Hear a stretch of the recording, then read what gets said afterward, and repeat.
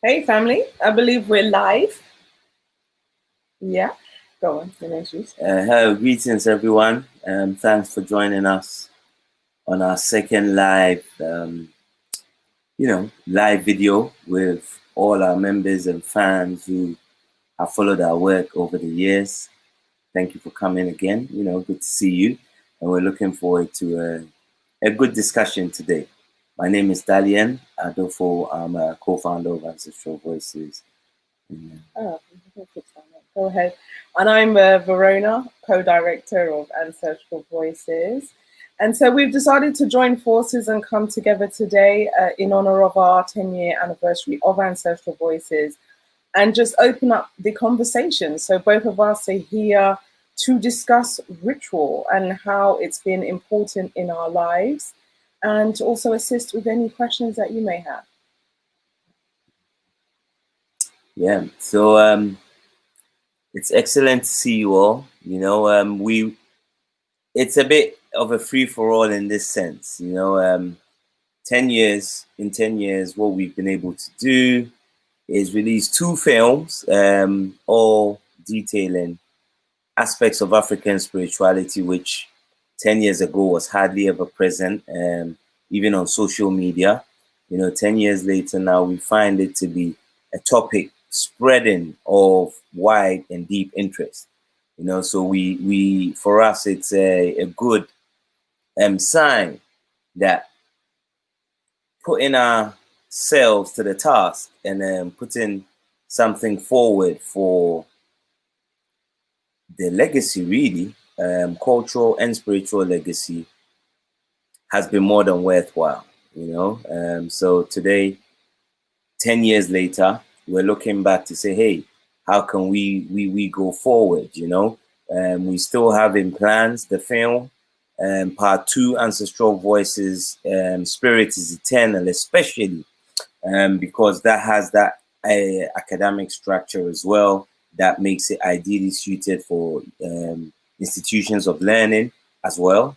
So we definitely want to have that in multiple languages and to translate that and have that so that more of our people can also access this information, because often we get emails, questions saying, I would love to know more about your work, but I speak Spanish, I speak Portuguese, how do we do this? So part of the work, ideally, to in a sense move it forward and expand and broaden its remit, would be to be able to translate it. So that really is our next challenge, guys. Thank you so much, all the lovely expressions of appreciation. We appreciate you too. Thank you all. Thank you to Atienda. Yes. Yeah. So family. The theme today is be a ritual. How we have also over the years developed in our understanding, practice, and use of it, even in terms of our family life, relationship, work. And that's really where we're going forward. So please, if we have any questions, Juvi, you wanna have something to add to that? Yeah, sorry if I've seemed a little distracted. I'm still trying to work out how to take my name off the screen. So apologies if you're wondering why. Yay! Dalian is just doing it in the background.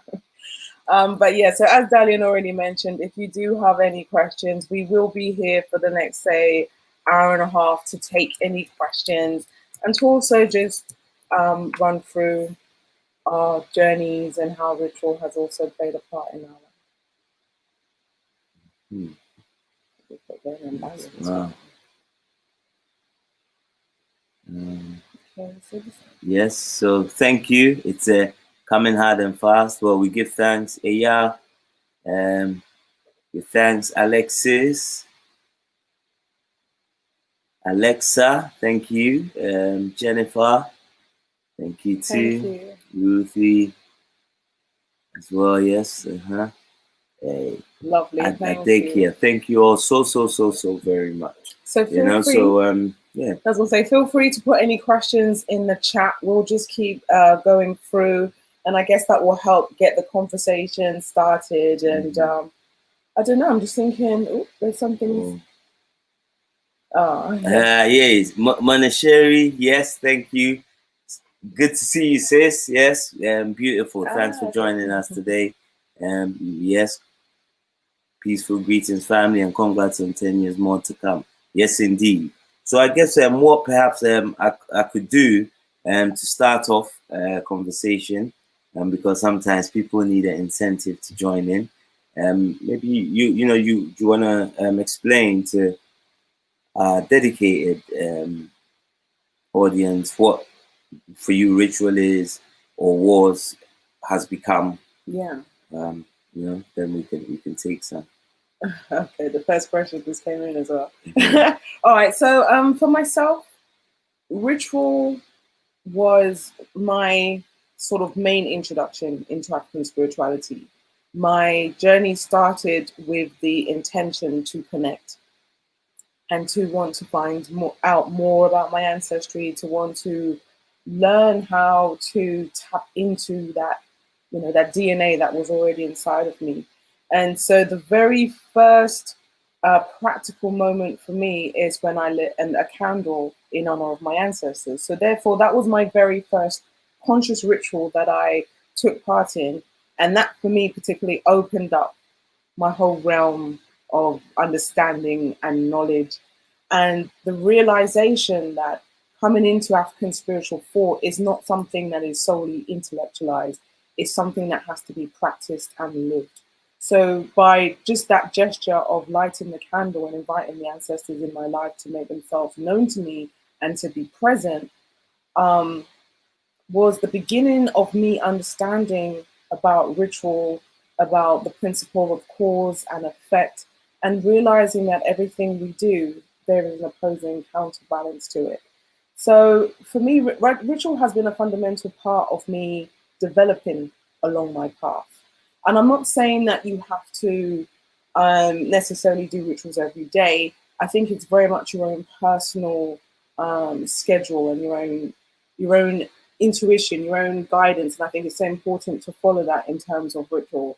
For me personally, it led on to things like doing veneration prayers on a daily basis that include either lighting a candle or pouring libation. And I found that all of these things have helped me along my path. And as time has gone on, then I would do more tailored rituals that are more, aimed at particular things. But these are things that came over time. It's not something that happens immediately. So do you want to say anything before we get in? Yes.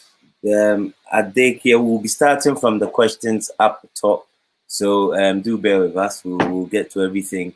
With ritual, when we hear the word ritual, we kind of seem to automatically put ourselves in this space of something elaborate, like a big kind of, it's also a romanticized African image of people by the fireside. You have a whole drumming ensemble, people dancing, and people calling in spirit, true dance, true song, true sound.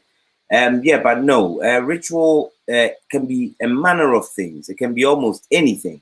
It just really implies routines that keep a cycle that going, a routine that feeds a particular energy and a state of awareness, of action, and just a general sense of self as well.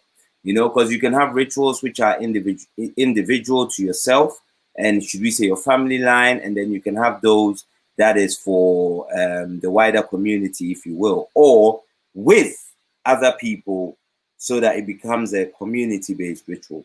For me, ritual, it's almost like a tool and a means of accessing realms with beyond, should we say, our five senses. It raises our awareness of things, and the more we're in states of ritual, the more we start to see changes in our lives. So one such thing being, even, let's say, at a very basic level, and there's no basic bits in spirituality. It depends on your spiritual power, to be honest. So something like even having words of affirmations on a daily basis, or even having a sense of gratitude for being awake to be able to tackle the day forward. Just pausing time for a few minutes to do those. It's almost like you own that which we call time, that duration. Yeah, and because in doing so, you kind of own the space as well, you know, because you're in a particular space and you're doing something over a duration of time. That time becomes yours. It becomes almost like a present that you have. And it's from this that, you know, it will sustain a particular way of being. So if there were words of affirmation designed to keep you upbeat, you will find that maybe you are not having feelings of depression anymore, and you're starting to feel positive about yourself. Okay, so that's I kind of again, in its simplest form or sounding form, that in itself can be a ritual, you know. But we'll get into it some more as I'm sure the questions will come in. So the first question we received is from Adekia Isaac. How can I make sure that when I call on my ancestors, I only get positive and not a negative spiritual presence? I think that's what I'm scared of. And there's a part 2 to this. We jump to that. Mm-hmm. My response to that question is I understand what you mean. And to be honest, that was something I was a bit scared of in the beginning as well. But my personal advice for that would be, number one, remove all element of fear, because even by having an aspect of fear, you're already lowering your vibration, and any experience that potentially could happen in that space, it may not even be a negative thing, but because your mind is already fixated on something negative, it will be perceived as that. And I would also say cleanse the space, and also just raise your own vibration. Think positive thoughts. Have your intention that you're only going to have ancestors who are working for your best interest. And I think it's so important to align yourself with that higher mentality, rather than buy into the sort of low vibrational frequencies, which will be drawn to you if that's where your mindset is at. So just go in there with the positive intent, make it very clear what you're there to do, and you'll be fine. Yeah, man. You know, just to briefly add to that, because reading your comments is quite interesting when you say you only get positive and not a negative spiritual presence, but then that's what you're scared of. You know, fear, as Verona already implied, fear in itself is also a state of being. So in a sense, you can see it as an entity. And if this is what you're entertaining while you're in that space, then it's what you invite towards yourself, you know. And it's interesting you said that, because I've not had any quote unquote negative experiences either, you know. I think sometimes we can be very judgmental when we think of, oh, you know, I had good and bad ancestors. But the point is, you know, you don't know good and bad in terms of how we experience them and even try to define them is based on your relationship to that event. So if there is positive, then all of a sudden it's good. But if it's not to your benefit, in a sense, it becomes kind of bad or negative, you know. But no, everything is relative, you know. So I think you should just keep going into that space with a sense of positivity, trusting in the process and knowing that it's what you're calling in. That is what you will consciously receive, because everything is energy and it's rolling itself back. So what you're putting out there is what you're also bringing back in. You know, is that universal law of reciprocation. Okay, so we'll go to your well, I think the next question was from Ruthie Oaks. Her question is almost twofold. It says, are your rituals from South Africa? No, not necessarily, Ruthie. They are drawn from a range of traditions, because, you know, some rituals, firstly, can only be for initiates. Some are very high level, they involve a lot of work, and there's a lot of detail, and you need a certain level of preparation, which you will get through an initiation before you can perform them. So no, the rituals, which I guess you could call general, the ones that each and everyone can do in their own time, that can range, and every tradition has them, you know. So no, we do a range of rituals for different purposes, and you know, you might, as your understanding and experience of different rituals develops, you will know which one perhaps you might prefer to use, and that could come from one system today, and by the next day, your other issue that you're trying to work through, you might take one from a different tradition that you are aware of. So no, there is no specificity in that sense. Okay, keep the questions coming, family. The next question is from Eya Emado Quento. I hope I'm getting the intonation and the pronunciation right. It says a two-part question, if that's okay. Do you feel a stronger connection to your ancestors, the spirit, when you're on the continent and performing ritual? Do you have plans on repatriation? Okay. Do I feel a stronger connection to spirit? To be honest, sometimes it all depends on what you're doing there. I've had a lot more intense and should we say more expansive experiences from ritual on the continent. But I don't think it was because of being on the continent. I think it was more due to the nature of the work that was being done at the time and what it was for.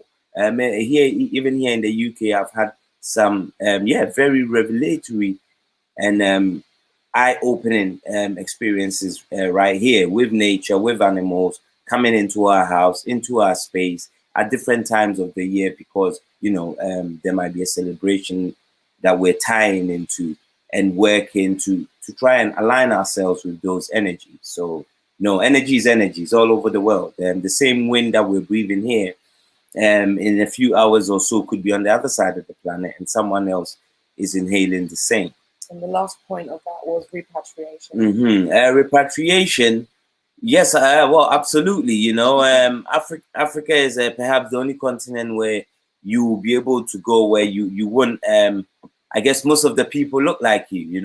There's certain aspects that you wouldn't have to deal with anymore. Let's say in comparison with living in the West. So plans, definitely. Africa is home. And I would advise each and everyone who has the capability, the means or interest to, if at some point, be able to repatriate, you just have a better quality of life, but same in other places as well. So absolutely, at some point. Mm-hmm. So Rufios has come back with another question saying, why is it always Ifa? Africa is a huge continent. So I'm not sure if that question is directed to us at Ancestral Voices or in general.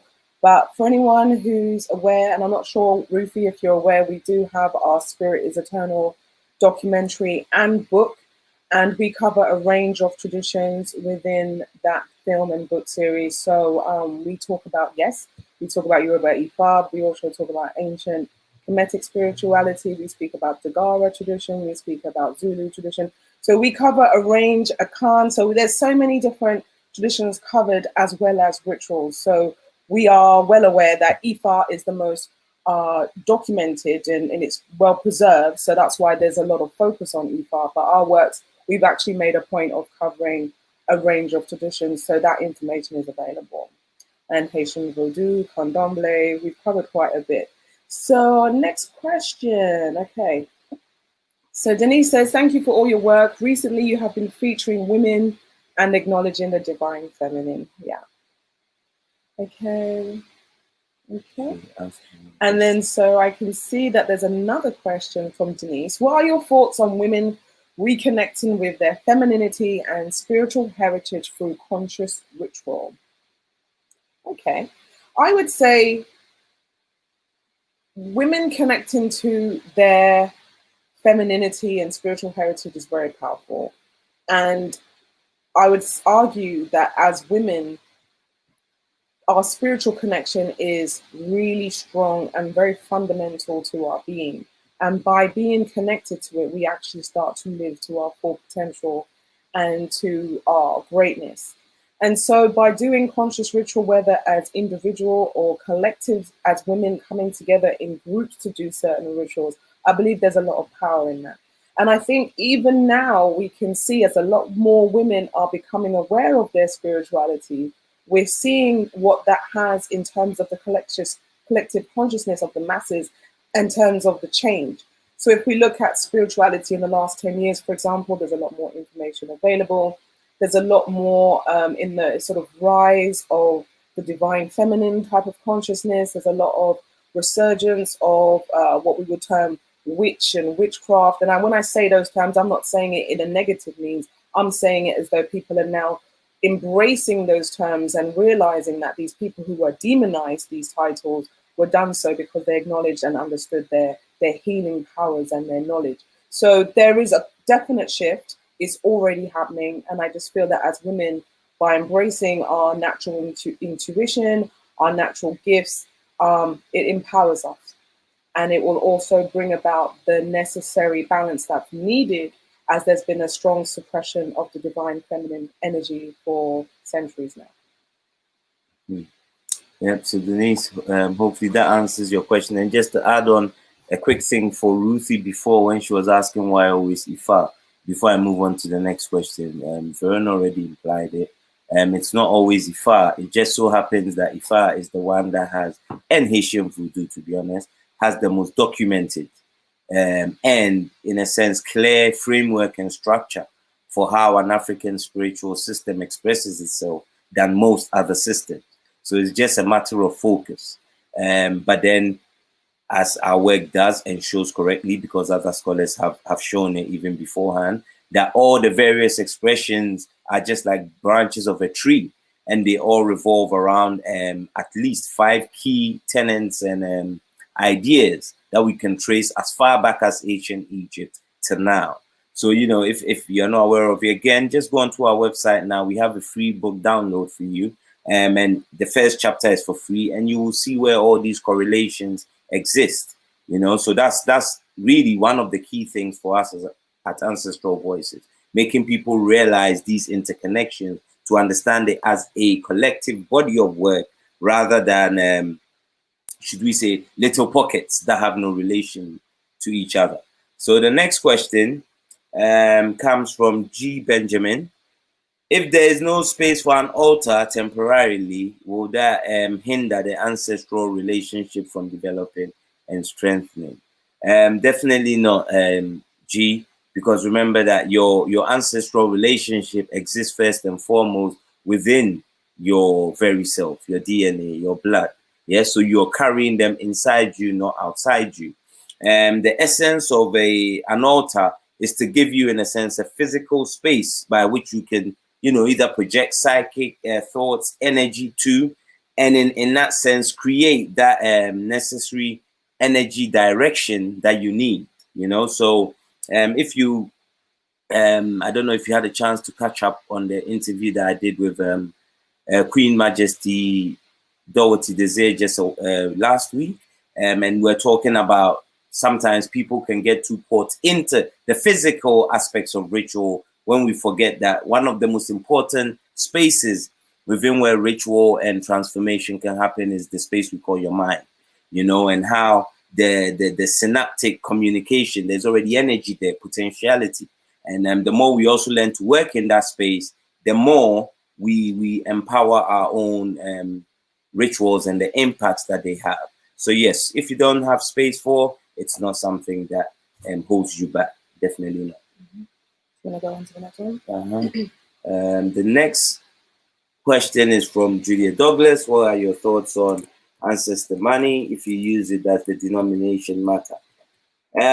No, well, I don't do ancestor money or these type of kind of rituals.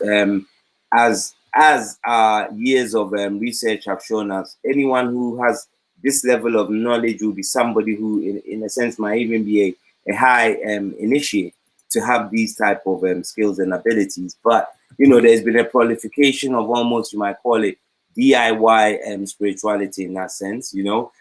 If it works for you, then you obviously, by all means, that's your decision to make. But one of the key things that I would like to point out to you, Julia, is the very fact that, you see, and this is not me telling anybody what to do with themselves. When you really want to get the most fulfilling aspect of your spiritual journey or travel, is to work on developing yourself to the utmost. Because once you raise, if you want to call it, your vibration to a certain high level of understanding of self, ability, and potential, that's what draws success to you. You know, it's not these kind of 2x4 formulas that we do today. You know, you might get a little impact from it and you think, wow, that's great, I'm going to do it again. And then you do, and then nothing might happen again. You know, so let's remember that the building of the character, of the self, of the potential, of the ability is what draws success. and we need to do it for the long haul, to put in the necessary work. Looking for shortcuts can have unintended consequences, you know. So yeah, sadly, I won't be able to advise on that. Yourself? Yeah, just like Dali and myself, I don't actually use ancestor money, so I can't really speak on it. In terms of an African spiritual perspective, it's not something that we've really come across in our research. I know that's more like in alignment to sort of Chinese culture. So I know the ancestor money ritual. Yeah, it's an Asian one, isn't it? Yeah, so even I know though that you will have forms. Yeah, in African, but only priests or initiates. So I know that it's more of in use for, you know, cleansing ancestral debt or something like that. But for me, it's not something I use personally, so I wouldn't be able to speak on its effectiveness. But as Dahlia mentioned, if it works for you, great. But for myself, I can't comment. All right. So, Ty Wingard, I was raised as a Jehovah's Witness, and I feel like I don't know how to pray. Any guidance on that? Absolutely, Ty. You know, in this very moment, as you're thinking, you're praying, so to speak. You know, and I can have a proverb that says, "Wo personi nyame kasa kachen frama," meaning if you want to speak to the Creator, what we call God, speak to the wind. Yeah, this speaks to the very clear idea that this creative source and consciousness is omnipresent. It's ever with you. And it's not you have to go to a special place before you can invoke what we might call prayer. You know, all you have to do is to speak it like you would speak to the manifestation right by yourself, because it's in the air. Remember, the air that is what keeps us alive, you know. You hold your breath in 5 minutes, you won't be alive. So really, air is God. And so if you want to pray, speak to the wind. You know, there's no wild mystical fantasy. That's what religions do, to play on psychological reactions and responses. You don't have to do that in African spirituality. God is all around you. Speak to the wind. Yeah, and just to add to what Dalian said, Ty, we also have an article on our website titled Communicating with Your Ancestors that runs through a few of the ways that you can also incorporate this practice in your life. So you may find that helpful. Absolutely. Yeah, and there are a few articles on rituals as well, different types of rituals on our website, and that you can access and read for further guidance. Yes. Thank you, Africa Rising. Yes, this was yes, Ifua. This was in regard to the earlier question about negative spiritual presence. Yes, exactly. So uninvite the negative and remember. Absolutely, we must remember that we have power. Yeah, if it can invite itself, you invite it out. Remember what I said in ritual, that is your space. You've almost stopped time and space, and you can journey into the future, as well as in that space of ritual, call and redress things which have gone on in the past. Yes, there's no time as we understand it within ritual, you know, and you have ultimate power. Okay. Next questions from Sister Zai Zander. Hi, Dalian and Verona. Thank you for creating a space for Q&A. Are there rituals from any tradition for improving, developing my ability to recollect my dreams? Is that a thing? So first of all, shout out to Sister Zai Zander. Thank you so much for interviewing us the other day on your podcast. We really appreciate you reaching out. Absolutely. And just for the support that you have shown us is absolutely phenomenal. So we give thanks to you too. Now, in answer to your question, I can't say that these have been from an African spiritual, no lie actually. So in terms of, no, let me take this back. So hold on, to recollect dreams. I've been told, and once again, I can't necessarily confirm whether they're African spiritual centered rituals, but I've been told putting salt under your bed, for example, can help give clarity to a dream. So clarity, recollection, it can help. Another thing we were also taught about putting, was it a stone under your pillow to help with the memory? Yes, with that you can use you can have a stone under your pillow. You know, for those who've done the courses, Living an African Spiritual Life, you see that we covered this quite a bit about what you might call the mineral kingdom. You know, being able to tap into, because these stones and these minerals we find in the ground hold the memory of the earth. And when you dream, quote unquote, often you can be in spaces and other realms within this larger realm. And the mineral or the stone, the crystal, it can hold some of this memory for you.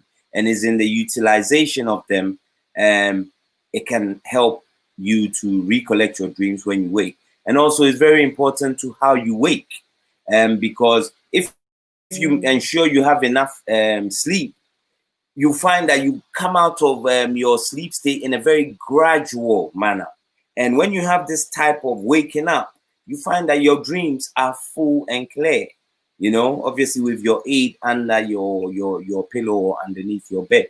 But if you're woken up by, say, an alarm clock, or a child kind of, you know, jumps you out of your sleep, you get disconnected from these realms, you know. So these are really the key things. The one we definitely know: a stone will hold you, you know. A stone will definitely hold your memories for you. So you can try that as well. All right, so I'm just going to give a couple of shout outs. We're going to give a shout out to Africa Rising. Thank you so much for your donation. We truly appreciate it.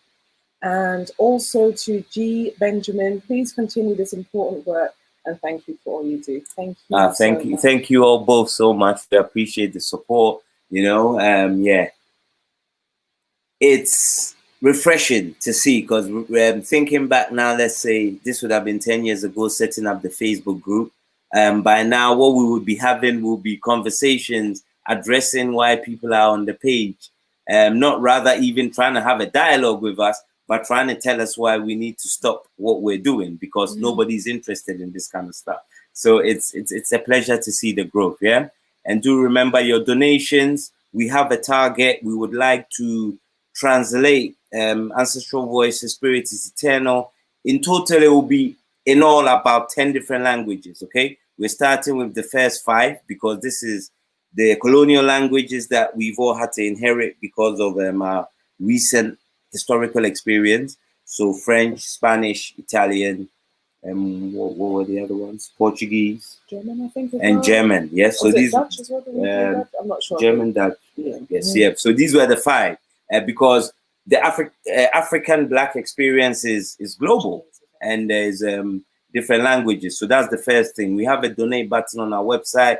Family, use it if you can. If not, we have the donation button in the comments, or rather the PayPal. So if you want to donate, and then we can, you know, bring this work forward.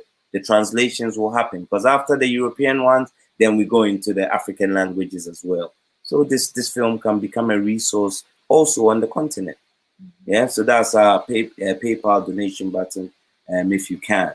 So now let's see how which other questions have come in. Had a question, so bear with me. Let me get back to that. Yeah, and there we go. You want to take this one first, and then I'll go. Okay. What are your thoughts on effect of Kemetic symbolism used by Western powers, predominantly USA, on African consciousness and spirituality? Oh, again, this is a very brilliant question. Thank you, Africa Rising. This takes us back to the beginning, where I was mentioning about ritual being, most importantly, when the altar isn't present, is something that goes on mainly in your psychic space or realm. Yeah, because again, even if we go back to one of the first universal laws, it's the law of mentalism, that everything is happening first here before it takes form in a physical expression. You know, spirit has no race, so to speak. Okay, this is one of the inheritances from colonialism and imperialism and whatnot. So whoever is calling out, again, I've already mentioned about the fact of speak to the wind, because the wind in itself has information that most of us can now discern, because our mental paradigm has been locked into a certain space due to the socialization we're receiving under this capitalist system. So yes, absolutely, the Western powers understand symbolism very well, because symbolism is how we make sense of the world. You know, if any of us were to walk into a forest and get lost right now, and you saw arrows on a tree pointing in a particular direction, you don't need to speak any language whatsoever to understand the arrow and the direction. You will follow it intuitively. So symbolism is a universal language. And then when you're able to apply symbolism effectively, then you can have not only a psychic impact on people, but also cause them to produce certain actions that your psychic attack has put onto them. So yes, Western powers do use that. It is even aspects. There's, if you read some of the work of Anthony Browder, he will show you that the whole of what we call Washington D.C. has been built based on particular chemetic arrangements for their living spaces. So those who understand science, the natural science, absolutely use these symbolisms all over the place, not just even the West. So it's up to us to also understand, as descendants of Africans / Black people, that we also need to get back and master this knowledge. And again, remember what I said at the beginning, this knowledge, you have memories of it in your very state of being. And ritual is that space that allows you to tap into that memory and bring it forth to your conscious mind. So yes, Africa Rising, give thanks for the question. Hope I answered it and gave some clarity on that. I also just wanted to add to that very quickly. I would say a lot of that is down to them understanding the power of the symbols of our ancient ancestors. And so they're using this in various aspects of society for whatever their purposes are. As Dalia mentioned, it's entering your mind. You see these symbolism. A lot of people, though, for ourselves, a lot of people are now become fearful of these symbolisms rather than understanding what they actually mean. So now a lot of us have been conditioned to see these things as negative and evil, and we run away from it rather than understanding that this is our ancient knowledge and it's something to investigate further. I do believe, though, it has a split sort of outcome. So there'll be those who will want to research what this symbolism is now that they've seen it. They're like, why do they keep doing this? And there'll be those who run away. So I personally believe, even though these people are using this symbolism for their own means, I truly believe that within ourselves, we have the power to subvert it and use it for our own benefit and our own purposes. So never feel defeated, never feel overrun. This is our ancient science. This knowledge already exists within us. We just need to start utilizing it for our own benefit. Absolutely. Let's leave the fear, the fake fear that has been associated with the propaganda of calling our traditions demonic, blah, blah, blah, evil, whatever else. You know, we know what these propaganda labels look and sound like. Let go of that fear. And the more you learn, the more knowledge you come into, the more you also develop your practice. Hence why I said earlier also that you might have a particular problem and you may be aware of, okay, the most effective ritual that I'm aware of and I've ever tried may come from the Zulu, and you use that just for that purpose. You may have another need to do something else, and maybe you know of an Akan ritual. It's study. Study expands, widens, develops, and broadens you out. The next question we will take will be from Shayla Bailey. Interesting question, Shayla. How do you know which spiritual belief is for you? Finding spiritual leaders, that means you scary. Well, very good question, Shayla, because everything you've asked there is following on from exactly what we're saying. That the first place to start off is you. Why are you already looking for a spiritual leader? Yes, do you have an altar in your house? Have you ever tried to sit in your space, in your quiet, and just call ancestral names of those who've passed? Have you ever tried any of these things? You need to first start and understand what type of spirit being you are, what kind of energy you carry. If you don't understand yourself, then when you start going to look for these leaders, what you're going to effectively create is what I tend to call a spiritual deficit. You know, because you're not coming to add, you can only take. And what you actually then, in sometimes of the cases, do is provide the opportunity for there to be abuse, and which is where we hear sometimes, you know, there's these funny initiates or even priests and priestesses who will be abusing their power. You need work first from your ancestral line. That is the most powerful spiritual door you can open first before you even think of any particular tradition, because every tradition is a system of behaviors, principles, so you will be conditioned a certain way. Okay, so first learn you, and then go. You will be naturally guided to even finding which particular tradition will most work for you. But you need to do the work on yourself first. Exactly. I can't stress that enough. Yes. Okay, IVK. So I actually have nothing to add to that one. I think Daniel wrapped that out well. Yes. IVK. Can rituals always be done solo, or do they require a group or guide? Also, do you know anything about resources for airway traditions? Okay, so we'll do question number 1 first. Rituals can be done solo or in groups. It depends on what the purpose of the ritual is. So, for example, if there's something that benefits the wider community, that may be something that a group of you participate in.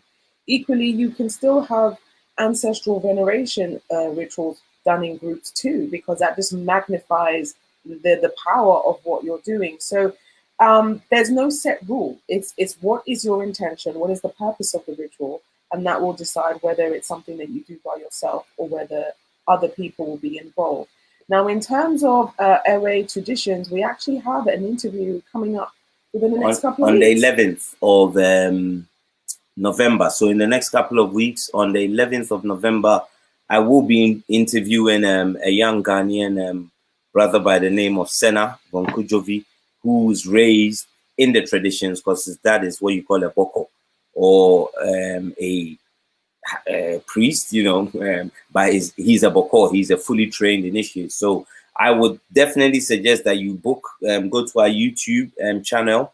You'll be able to register for that event, and then you will get all the resources you will need then, and then some. But yeah, just to add to what V just said really briefly, yes, group ritual collectively, it magnifies and expands the potentiality of the outcome that you want. But even then, you still also need to do your own solo rituals, because your solo rituals are dedicated and directed at making you the best version of yourself. So then when you go and then join up with others, you have even more potential to manifest. Yeah, so you don't need to do one or the other.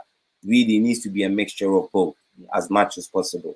And let me give a shout out to one of my students who's on my Living an African Spiritual Centered course on Teachable. I will put the link in the chat for those who may not be aware. Clarice Zaccarino. Hi, Dalian and Verona. It's always a pleasure to listen to you, Clarice, by Italy. Hi, and that was beautiful about Clarice is she exemplifies everything I've been saying so far about the need for us to be able to translate our resources into all the possible different languages, so that everyone can benefit. Because Clarice, his heritage is Burkina Faso, I believe. Yes, I have lots of students, but I try to make an effort to remember all. So she, the lectures, sometimes she finds it hard to keep up, and because she speaks Italian. Yeah, wouldn't it be lovely to be able to have the full funding available to have these lectures in that language as well? So our family is still included. So family, yeah, do support as and when you can. It's not an obligation, please. Never feel that. Only if you can. Okay. Remember, in spirit, law of reciprocation. As you give, so becomes. It's the cause and effect. As is above, so is below. Okay. So what's the next? Okay. So Angel Ahan says it was my ancestors that guided me on the path. Exactly. Yeah. Yeah, GB saying I did see the interview. Thank you. That's good. So GB did say that thank you, that clarified things. That's wonderful. G, I've been seeing her on regular on the live. So G, thank you for making the time. Yeah, I know this is at least the third time I've seen your name. So give thanks. And we have Mr. Rasha Sheba in the house saying 10 years now. Rise up, family. Blessings, love, peace, and prosperity and power a must. Surely this historical and valuable ancestral word, Ashe. Ras Ashebe is a great artist, because he's an artist, man of many creative talents. He was he drummed for us at our very first screening back in the day. 9 years ago now. The first time we had the premiere for the first film, Ancestral Voices, Esoteric African Knowledge. It was Ras Ashebe and his African revolution, including the legendary Baba de Sosa Wallace. We give thanks for your memory and for all the work that you've done, because may you continue to rest in power. Yes, we give thanks. Ashe. Give thanks for your presence today. We move forward. Ashe. Coretta. All right. We have a question from Coretta Kufor. I believe Coretta too might be a student in my teachable space. Might be one of the students on the Living an African Spiritual Centered Life course as well. Have you guys gone through any initiation through one or many branches of African spirituality? I'll go first. I have the hand of Ifa, which was given to me by my Baba. I'm also done the first portion of my initiation into the sect of Ogun. But as you can tell, these days you can't really go anywhere. So once we have that freedom, I will be completing my full initiation to the House of Ogun. Not because it's going to turn me into a Superman all of a sudden, but because it will give me access to more understandings within the mysteries, if you will. Okay, so this is why I'll be completing the full initiation. I also have my hand in Samarkand shrines in the eastern region of Ghana. So yes, those are the initiations that I have, or rather, those are the allies that I have. Yeah. I am for myself also. Dali and I have the same Baba, so I am aware that the ruler of my head is Yemoja, and so I am yet to complete the ritual. That will be something that will be done in Nigeria. So I'm not initiated, but that door has been opened for that to take place. Yes, Julia Douglas. Thank you. See it all over YouTube. Thanks for clarifying. Not a problem at all, sis. It can seem tempting. This idea that we can just conjure currency out of thin air. We can conjure currency, real currency, because everything's energetic. But money that is man-made, sometimes it's not always the process to go through to get to. It's not always. But trust you me, keep working in your area of ritual, your space. Keep there as often as possible, and you'll be surprised what you yourself will be able to start attracting for yourself. Yeah, and put yourself in that space. Also want to say thank you to Mona Sherry. We received a PayPal donation, so thank you very much. Oh, beautiful. Mona Sherry, give thanks. Yes, yeah. I appreciate it. Joanne Mitchell's asking, what's the best way to connect with ancestors? Oh, best way. There are many best ways, and it's exemplified in various traditions too. I would say. No, I'm just saying that somebody else also asked this question. So you were saying that obviously it's the mental connection. Once you do that, you can also light a candle, you can pour libation. We do have an article on our website as well titled Communicating with Your Ancestors. So I don't know if you want to elaborate, because we've already... Oh, okay. We've covered that question already. Well, okay, well, then... Sorry, Joanne, but it was already mentioned. What can I say? Yeah. Yes, Joanne, you can cut the replay. Only because I'm mindful that maybe we have other questions that we may miss, to keep but you can check out the article on our website titled Communicating with Your Ancestors. There's lots of different ways that you can use, and just connect with what works with you. Yes, so go onto the website, read that free article, and also as I was saying earlier, just speak. They're in your very body, your very essence. Speak to them like how you're speaking or interacting with us now. That's the best way to connect with your ancestors, because bring the within out. Yes, Faye Renee. While I'm highly interested in my African ancestors as Black American, I have so much ancestry Black culture, particularly Gula. I feel very drawn to this. Is this as strong as reaching back to African ancestors? Again, this is similar to a question we've asked, kind of elaborated on before, Faye. But just a quick snap shot, just like Joanne, please try and either catch the replay on YouTube or that would be possibly the best way. But no, there's nothing as being as strong as or stronger than. Everything is in the potential that you build by your consistency. Your African ancestors will exist in your DNA. just as the same as those who you're feeling an affinity to in the Gula. No, we're always the, if you want to call it, best version of our ancestors, or rather more aptly the current version.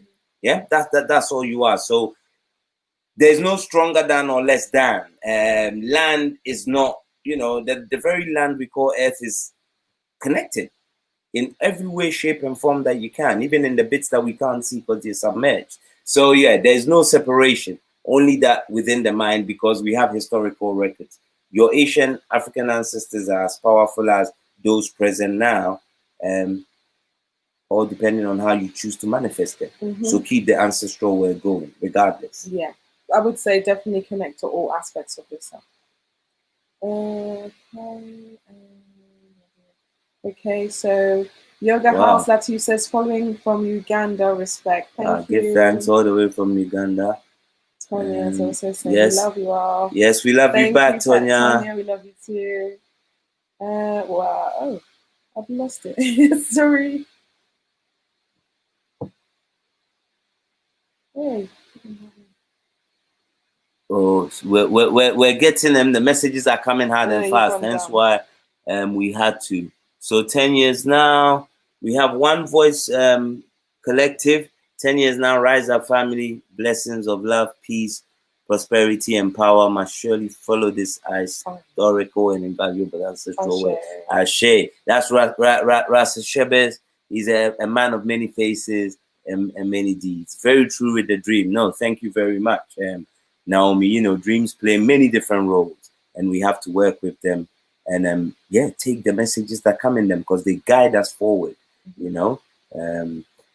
Faye, Renee, I want to contact an ancestor who is who was a healer. Our family loved her, but no one wants to retell their stories.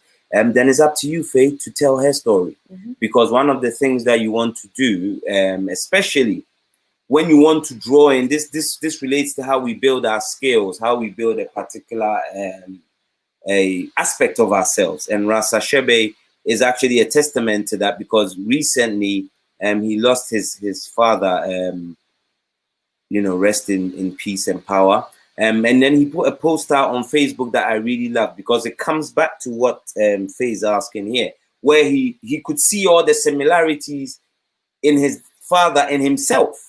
Even though he hadn't spent as much time with him while he was alive. And this is what I say in the lecture series as well.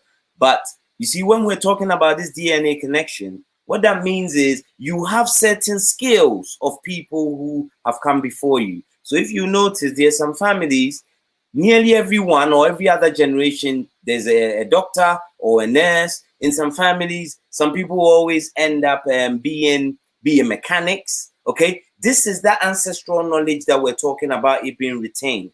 So in your case, Faye, if you really want to contact the ancestor and you're lucky enough to know their name, just keep calling them in ritual and tell them to imbue that essence of healing knowledge to you. And you just watch what happens over a month or two, or even as you continue your journey into developing your healing abilities, because it will come naturally. Because it's almost like what you're doing is you're just activating a spark of consciousness within yourself.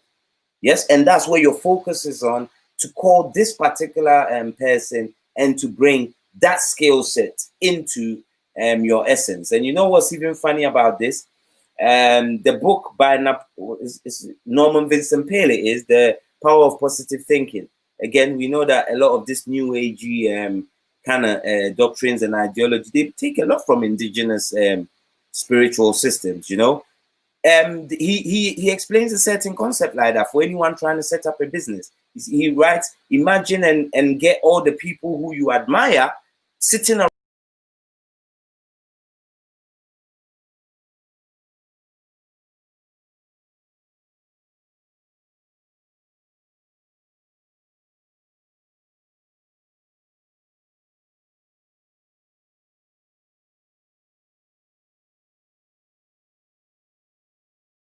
Sorry, family, we had a bit of a technical mishap, so we're back in there. So yeah, as I was saying, Faye, what you're gonna have to do, just call that person in, call their skill set, call their energy in, and you will see how it starts to impact you physically as well as mentally, because it will change you. Because what you're doing is you're almost asking for lack of a better word, what they call possession, for unity with that person's spirit. Okay, and that's what you want to do, and that's how you will make your real connection.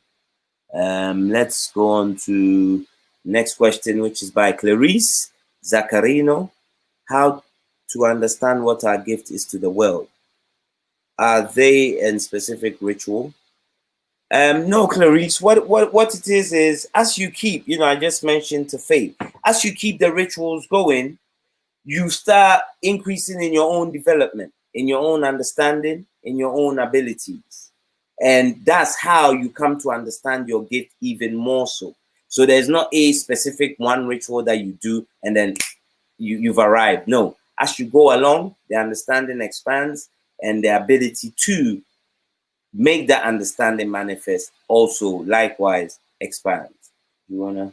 So Bonfu Some also speaks about this in The Spirit is Eternal documentary. So she says there's a range of ways that you can help find out your gift. So one of the ways is through your name and just looking at the different things, the experiences that you've had in your life, because some of those experiences would have shaped who you are today. And so it's about looking back at some of those experiences and seeing what are you passionate about? What have those experiences led you to? What understandings have you taken from that?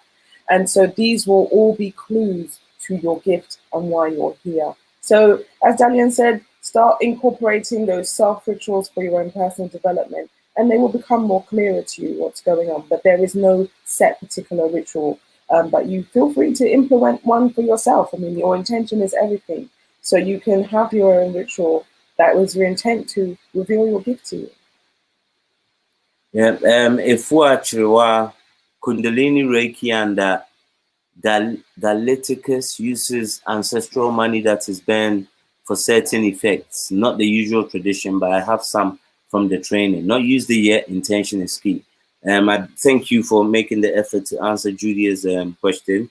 Yep, again, Kundalini Reiki, we know which philosophy and tradition we're going to. So yeah, moving on. Sherelle, are there rituals to bring justice to someone who has seriously harmed someone without the one harmed needing involvement of the law or keep the law away?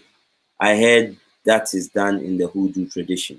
Yeah, well, again, at the very beginning, I mentioned there's some practices and outcomes that only certain initiates might be able to do.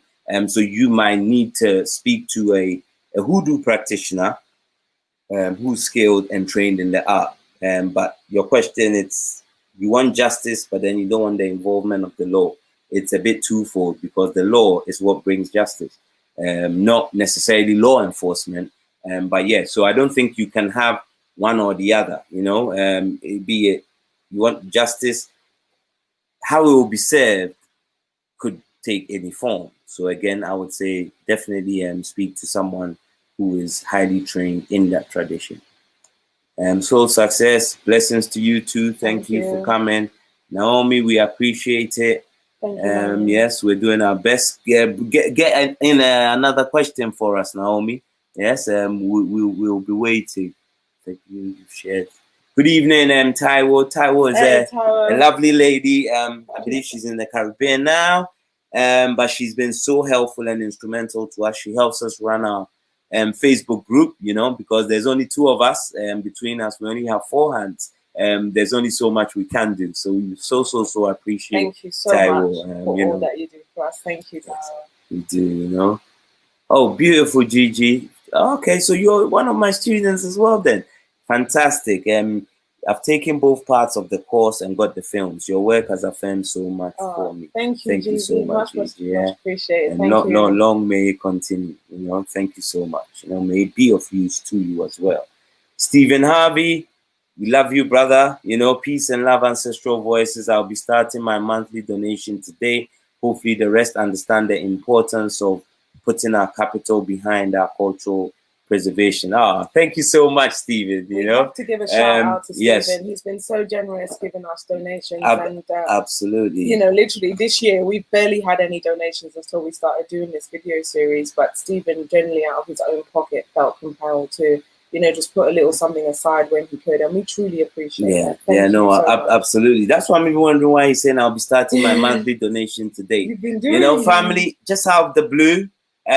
We had the brother Stephen Harvey. I believe it's been going on 5-6 months now. It's been a while. Every month, Stephen will generously go out of his own pocket to keep funding the works, you know, to take us ever closer to that goal of the translation of the works in full, you know. And we so appreciate him because, yeah, he's showing us the value, sharing the vision, you know. And I remember we made a thank you post and put it on social media, and obviously his name, Stephen Harvey, and most people automatically just thought it was Steve Harvey, the comedian, and that means we'd received all these fantastic sums, you know, because he's I believe a multimillionaire. So our work was done, but no, the brother Steve Harvey went off his own heart, understood the vision, shares the vision, and he's doing it on a monthly basis, whatever he can, and we appreciate it. You know, so nothing is too small, family. $5 a month still goes a long way over a period of time. Carolyn Wilkins, thank you for the work you do. Thank you, Carolyn. I'm also a daughter of Yemanya. Beautiful. Yes.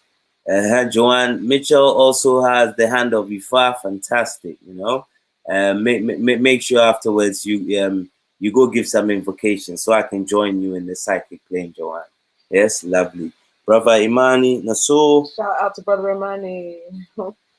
Brother Imani is also another who, you know, his life is so exemplary because in the sense that when people come into knowledge, sometimes they let fear run them away, you know, but Brother Imani took on the knowledge and he's worked with it so much so that he's discovered so much about himself and his spiritual abilities, you know, his ability to see forward. And this came about because he accepted himself for what he is and could be, you know. So again, we tell you all the time, family, we set up the initiative to make each and everyone understand their own innate power. Okay, it's not always you need some leader first. First, work on yourself, grow yourself, and let's work. We'll be working together because once you're there, we're all there and we'll move forward. So thank you, Brother Imani. Amazing and wonderful 10-year contribution to our spiritual growth and for generations to come. Continue to grow in strength. Ashe. You want to? Coretta Kafour says, thank you guys, really appreciate you. I thank you for all the courage to bring African spirituality to us, for the extensive work you do over 10 years, your work. Thank you very much. It is weird to think that it is 10 years. It's been quick and long at the same time. Very hard and very tiring, but at the same time, it's been rewarding work. And I feel like when we see comments, particularly from yourself and Brother Mani beforehand as well, you know, people who have, because of our films and our works, they've gone on and we've seen the spiritual development with them and we've seen how much it's impacted their lives for the better. And so it makes it worthwhile that it wasn't just something that we did for ourselves. We did it because we realized that there was a lack of information available. There wasn't space for us to come together and have these conversations and to feel like we could be open about it. Because when we started this 10 years ago, it was still very much a taboo subject. So people were like, oh my gosh, why are you even doing this? Like, people couldn't even understand it. But it's great to see how much that has changed. People are now embracing themselves, their spirituality, their African heritage, and most importantly, their own DNA, their own lineage. And that within itself is very empowering. So thank you for that time. Yes, indeed. Shan Scott, how do you know you've connected with your ancestors? Well, it's not going to be one moment that you've connected with your ancestors, Shan, and then that's the end, you know. For after that is always there. The thing is, as I've mentioned again earlier, you're always connected to your ancestors because you've come from them. So the connection is there. It's just maybe not conscious, but it's always there.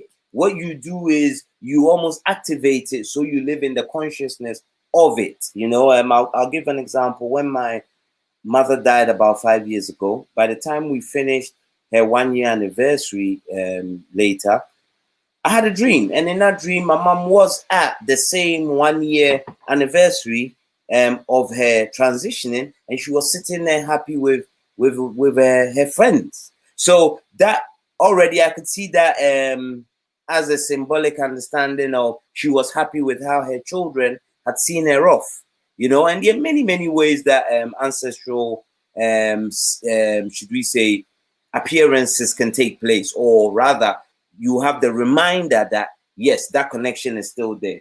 Anyone that you might want to share for Shan? I would say that once you do start connecting with your ancestors, it can manifest itself in various different ways. So you may start to get confirmation in dreams. You may start to notice an extreme amount of synchronicities in your life.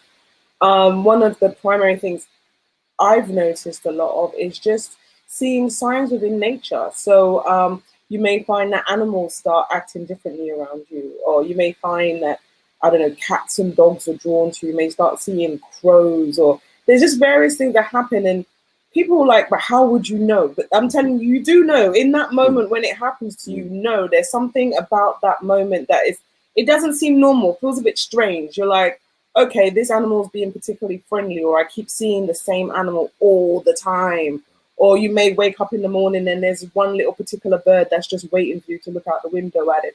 So these are the type of things that you can realize that you are being communicated with.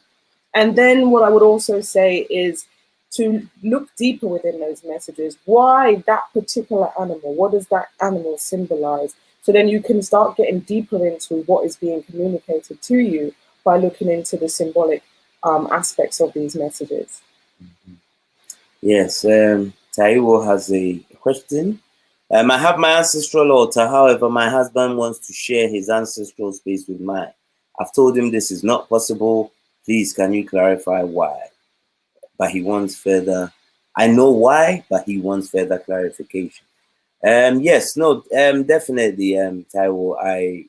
I'm in agreement, because we have our own individual ancestral spaces, and then we have them an altar space also for the spirit of the family that we've created together, for the spirit of the relationship that has brought us and keeps us together. So it's important in that, most importantly, really, that you have your space where you have your whole embodiment. There are various aspects of ourselves, you know. You're not just be it the physical body or even the spirit. There's multiple layers to your beingness. And in that space, this is where you can encapsulate all that there is of you, including aspects of yourself that might not even be, should we say, the nicest. And in sharing that, that's an energetic transfer. You could offload things that you might not even necessarily want to unintentionally. And then this might then start having a physical impact on behavior, on attitudes, on all manner of things. So yes, your ancestral altar, again, with that connection of blood, DNA, chromosomic memory, yes, it's for you. You can create a shared space. That would be I would say the suggested way forward. Mm-hmm. Yeah, I agree with that one. I wouldn't add anything else. Okay. Let's see. Cheryl, yes, Gula Chi people are deeply connected to spirit and have specific traditions of their own. It's a very rich history. Oh, absolutely. This is those who retain a massive degree of cultural and spiritual retention. Was it South Carolina? Yeah, I believe the southern states. Yes. Okay. Oh, okay. So, family, let's quickly moving on. We go back to Coretta. Coretta, thank you so much. Yes, Coretta, your work led me to what I'm doing now. I pray Oludumare continue to bless you both and Ancestral Voices, and more people of the diaspora come to learn who they are through African spirituality. Ashe. Thank you so much, Coretta. And you see, again, this is where the nature of the work. Let's remember that piece. Myself and Verona, we're not. I was going to say we're not magicians. Yeah, we're not really, but we work with energy. We have our understanding of ourselves enough and how it works. And this is not special to us, you know. Coretta thank you so much for reminding everyone on the call the importance of, again, I've repeated this almost right from the very beginning. Work on self here, elevate here, and then all paths open, so to speak. Thank you so much, Loretta. Yes, Naomi, you really are indeed the current version of your ancestors, always. And you have access to their skills. Invoke them in. Okay, Olivier, this one's for you. It says, what is the best way, Olivier? Olivier is asking, what's the best way to develop your intuition so we are guided to the right path? I personally would say that your intuition is something that develops over time. So for me, the more that I start to develop my practices, so with the ancestral reverence, the more that you're doing your altar work, the more that you start to apply this wisdom into your life. You know, if you're doing it on a daily basis, if you're doing it, you know, whether it's morning and evenings, and just start to become more aware. Because once you start practicing ancestral reverence, your intuition starts to increase naturally anyway. This is where you start to become aware of what I was mentioning before about the synchronicities, the nature symbols, all of these things you start to notice. And so as you're doing this repeatedly, you know, months, time, years, whatever, you will find that your intuition becomes a lot more attuned, a lot more sharper. You're able to identify things a lot quicker. Half the times, you don't even have to look stuff up on the internet anymore to find out what is the symbolism of this. You'll just know. You'll find that in terms of your dreams, when they come through, there's a certain level of clarity that you will start to develop. But the only thing is just like with anything else, if you want to get better at something, it's just about consistency and practice, and that's what I would definitely recommend doing. So don't worry if in the beginning you feel that, you know, you're a bit uncertain about what things mean. It's part of the course, but just stay with it. Keep developing yourself, and your intuition will naturally grow. Yeah, absolutely. And just adding on to what V said, because it's so very important. The more you keep that ancestral work going, remember, you now have multiple voices in your head. You're sharing counsel just not with yourself, but with all of them as well, which is why you end up with the broadened awareness of reality. Give thanks for your question, Olivier. Red Star, hello to you both. How do you feel on the subject of tarot cards? Not necessarily how they are presented today, but any concept of readings in African spirituality. You want to take it first? I don't know. So not necessarily how they are presented today, but any concept of readings in. Oh, well, readings are definitely, I mean, divination is a huge part of African spirituality. Essential. We have a section dedicated to our Spirit as Eternal work as well. But the thing is that there's always going to be different methods of divination. So personally, whatever method somebody used, it doesn't matter. We've seen bone divinations. We've seen card divinations. We've seen cowries. Divination can take place in various forms. But the point is they all has the same outcome. It is there to predict whatever outcome. And so what we found in our research is divination will express itself differently across whatever culture, region that you were in, but it still serves the same purpose. So if you want to introduce a particular divination to your own personal practice, find what works for you. So if tarot is what you personally are drawn to and you find it works, go for it. I would say go to what works with you. Mm-hmm. No, absolutely. And, you know, we must remember that ultimately also a huge part of divination is energy reading, the aura, the state that one is in, whether it's via your state of consciousness or what effect something has had on you, you know. So that's essentially what's coming up in the readings for you. It can be tarot again. People find things on as they walk in their daily lives, and that's a divination right there, because you've got an answer to something that you were pondering on, and you didn't even necessarily go and read anything. It's just the thing that you found, and it's the outcome of a divination. It guides you in a particular direction. Next question. Davion Eugene Williams. Firstly, thank you for the donation. I scroll down and I can see you have donated. We appreciate you. Thank you so much. Your question is, how does an individual find a proper spiritual system to be initiated into? I have recently found out my African ancestry through DNA, father side Bisa, mother side Mende. Again, this is a question we've covered already before, Davion. So if you can, you please have to wait for the replay when it's available on YouTube, because the question list just keeps getting longer and longer. I think we're going to have to extend this by 30 minutes, otherwise we won't be able to get through it. But Davion, you actually have great access to be able to do this. What we've said, and we keep this line, before you even start worrying about being initiated into something, what is the work you've done for your ancestral line?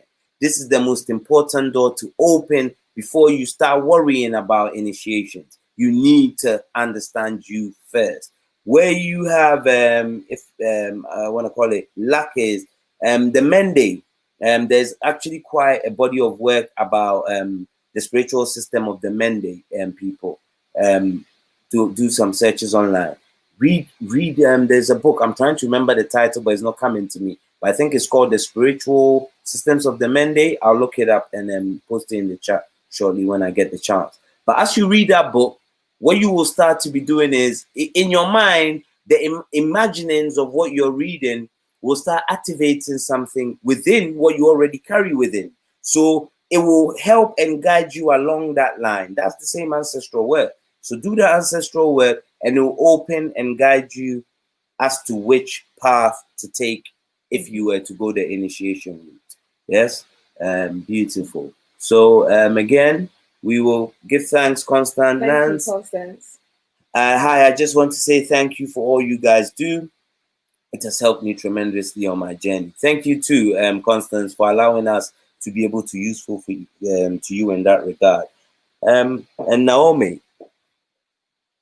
I know I'm connected to my ancestors. I've known the Bible scriptures, and I'm scared to do actual ritual. What should I do?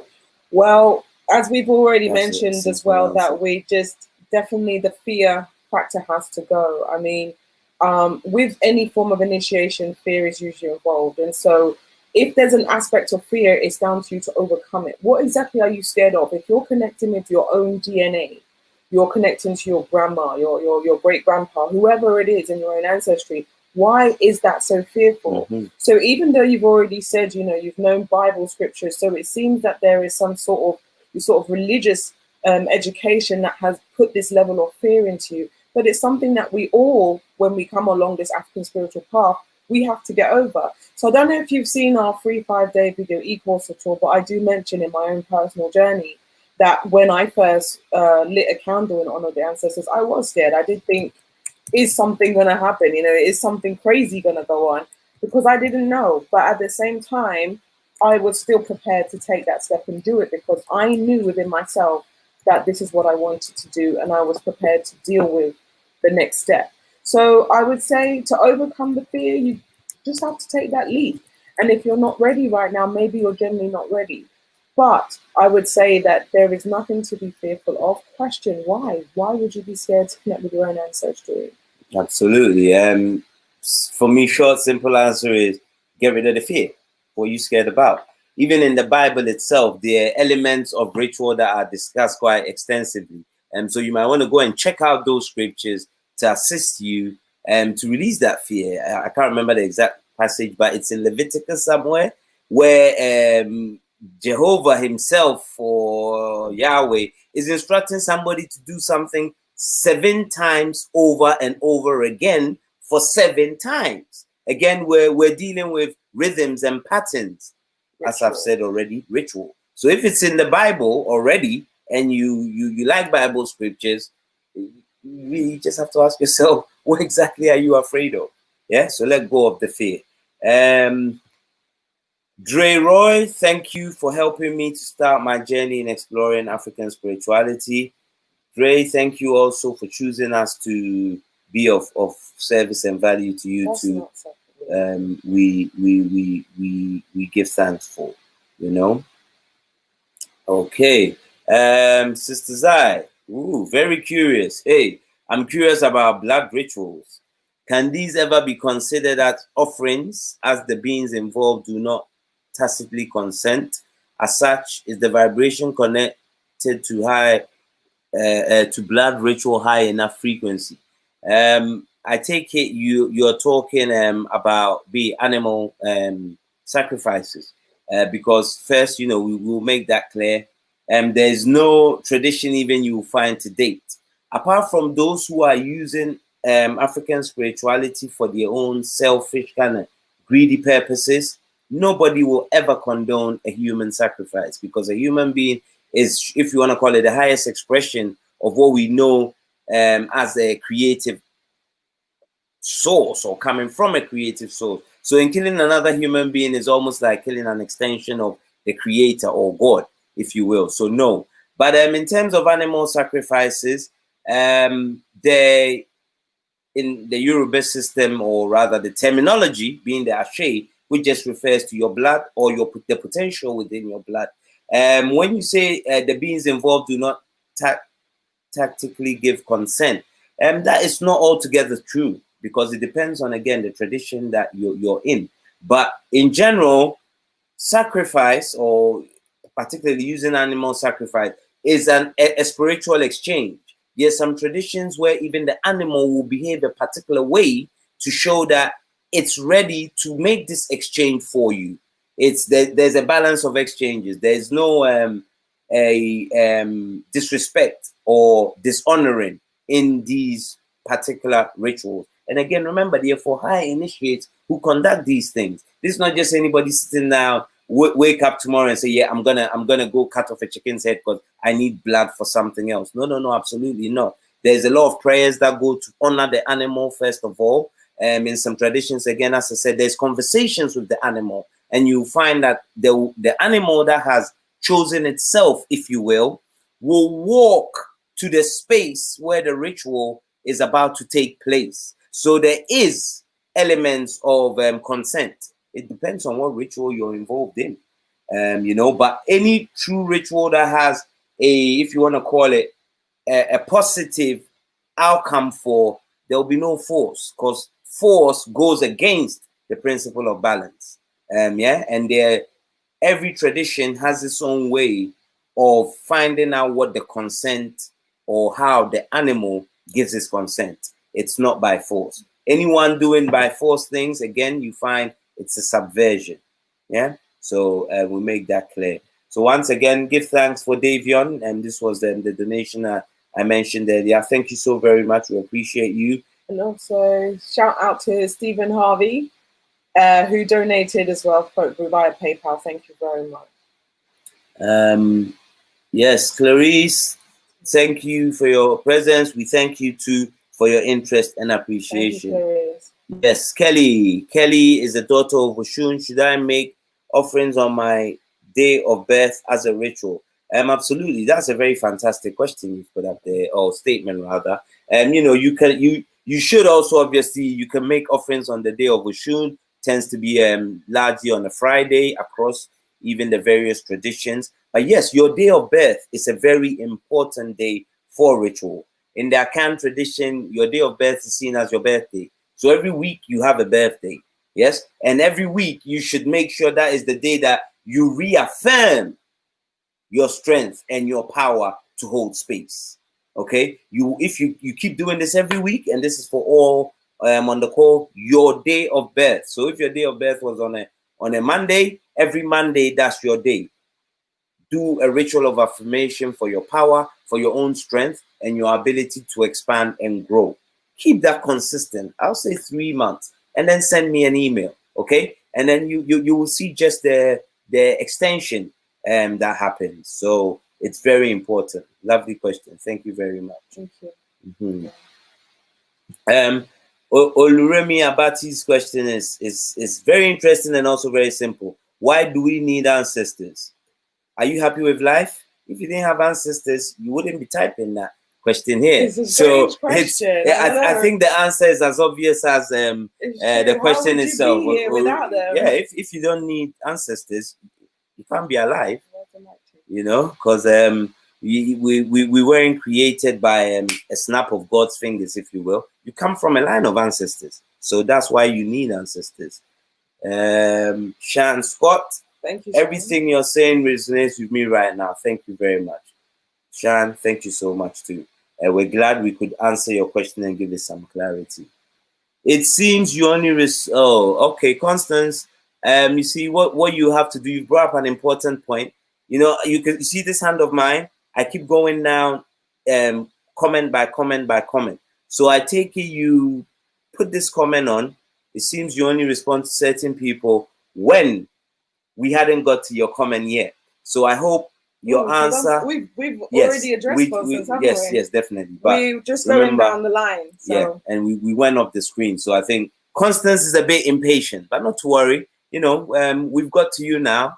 So yeah, hopefully the answers also fit what you were after, or shed more light with you. Okay, I'll leave that for you. Nicole Bristol Robinson, random question. Nothing random in the universe, but that's fine. But have any of you been having quite intense, vivid dreams lately? Me? Would you like to? Vivid dreams lately. I don't know. I feel like this year in general, I've been having vivid dreams. I think that's what the lately is. I would say for me, literally from lockdown of this year, that's where my dreams became a lot more intensified. I found that I was able to recall them. Normally, I forget my dreams quite a lot, but this year I'm getting so much more dreams. The clarity is there. So yeah, I would say just take notes, write them down, keep a journal of your dreams. Even the other day, I was reflecting on some of the dreams I've had this year, and I was blown away by how many I've had. And then I can even notice that there's reoccurring themes that happen in my dream that I didn't notice before until I actually read the journal. So definitely taking note of the dreams is very important. And also bear in mind as well right now that we are going through what they call this Halloween period. So the veil is thin. And the best way I can describe that, someone explained this reasoning. I thought, what a brilliant analogy of what's going on right now. If we look at the northern hemisphere right now, we're in what we will call autumn/fall season. So obviously, as we know, nature is winding down. We see the trees dying, and there is that process of death taking place. But if you see in the southern hemisphere right now, it's spring. So, and spring represents, the flowers are starting to bloom. Life is coming into being. So symbolically, we have death and rebirth all happening simultaneously. And so as we look at the law of correspondence, as above, so below, as within, as without. So that is what is being reflected. Nature is always our teacher. So this time right now is a time where that spiritual, existence is a lot more easily accessible. So definitely take note of your dreams. I'm sure you're experiencing a lot. I've noticed that the synchronicities for me for the last few weeks have been phenomenal. Like I see numbers all the time anyway, but now the repetitive numbers for the last few weeks have just been like a minimum of 10 times a day. So I can imagine. Yeah, no, absolutely. Same. Well, I tend to dream a lot anyway, but since, this whole COVID kind of crisis it's not that the dreams have got more vivid. For me, it's the narrative within the dreams which are changing. There's a lot going on in the dreams now, more than perhaps there used to be before. But this is what happens when there's a shift in energy, and when I say energy, I'm talking about even just, if you want to call it social chatter and clatter, what you're seeing on the TV, the conversations you're having with people, all these things are feeding you with different, if you want to call it energetic imprints. And these will naturally also affect yourself because you're also a state of a being of energy too. So you will respond to that. And there will be messages that will come through. So yeah, the dreams have got, I'll say, not more intense, but just the narrative within them have changed than what perhaps I was having before this year started and then this whole crisis came to be. But yes, as V said correctly, keep note of them because sometimes it's when you write them down that you start to make the connections. That's what this person in the dream meant because this happened to me this morning. That's what that animal was doing in the dream because it was meant to give me this message. You again look up the symbolisms of the animals or other bits you find in your dream, and as you read through the whole, should we say, articles, you will find the particular symbolism that connects and resonates with you, and that's how you learn and move forward with. Benjamin, thank you so much. You already responded to the Sister Constance. Oh.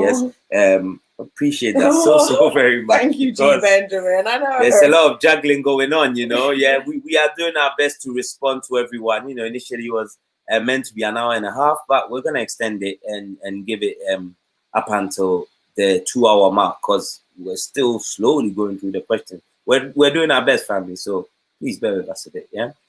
Mansa Nzay, how do we distinguish our African spirituality practices from African-based superstitions? A very good question. Interesting. I saw a question the other day that a brother posted similarly. To what degree is African spirituality based on superstition? For me, again, the answer is very simple.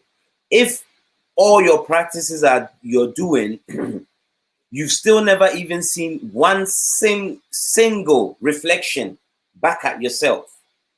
And again, even that's not possible. True. Yeah, because again, this is what I'm saying. See, it's action. For those who prefer, because we're all in this kind of Western educated frame of mind, everything you do produces energy. You see, as I'm talking now, look, at some point you see that I'm gonna start sweating. I'm not just flesh and blood. I'm like a battery, and I'm generating energy. So all this energy, even sitting here speaking, it's energy I'm giving out. Yeah. The sweat, again, forms of energy. Yeah. So every single exertion that we do physically creates a certain, if you want to call it, energetic residue. And that's what you use in ritual to, again, redirect or transmutate energy. There's nothing rocket science here about it. It's what we do all the time. A superstition, interestingly enough, means something that you're actually afraid of. So really, the only place superstition exists is among those religious folk who have a fear of African spiritual practices, because you don't know what you fear, but you've already decided you're afraid of it. That's what superstition means. Most people I don't think have taken the time to even understand what the word superstition means, and they just lay about any and everywhere. Superstition means to have an irrational fear of something you do not understand. Look it up right now. So you cannot have any superstition really to any large degree in African spirituality, because from when you're doing the practice, even if you sit down now and you call an ancestor's name repeatedly till the point where you start sweating, I can guarantee you, you're going to go to bed, you're going to have a particular type of dream. Because each time you're calling that name, again, what am I telling you? You create a frequency, you create a vibration. Yeah, even our words, we open our mouth to speak, are aspects of ritual. Okay, so the superstition, no, I haven't seen it, unless there are those who will believe in, let's say, African deities, like the way religious people believe in them. Oh, God is gonna come and save me on this day because the world, my pastor said, is gonna end at the end of this month. If any true practitioner, you will be beyond this type of thinking. So yeah, there are people who do that, but no, absolutely no. I haven't come across something I will call superstitious necessarily. I've experienced things which go beyond the laws of empirical science, that I can tell you, but so far not yet a superstition. No, in the way that superstitions are defined. Oluremi Abati, how can I know if ancestors care about me? Thanks. You're most welcome, Oluremi. Again, a very simple answer. To the degree with which you show them you care about them by taking time out to venerate them at least once a week. That's yeah, right. Because if you're not showing somebody love and affection, I don't know on which grounds you will have to expect that person to reciprocate. Remember, as I told you again, spirituality is the law of reciprocation. Okay, we're working with realms that come back to us. We're looking in mirrors and we're seeing reflections. Okay, so yeah, the degree to which you show them that you care about them. So Oluremi, make at least 20 minutes of a time in a week for them. Okay, sit down somewhere if you can, or just call a few's name, a few of your ancestors, and tell them to show you a sign. Yeah. Okay, beautiful. Oh, dreams coming again.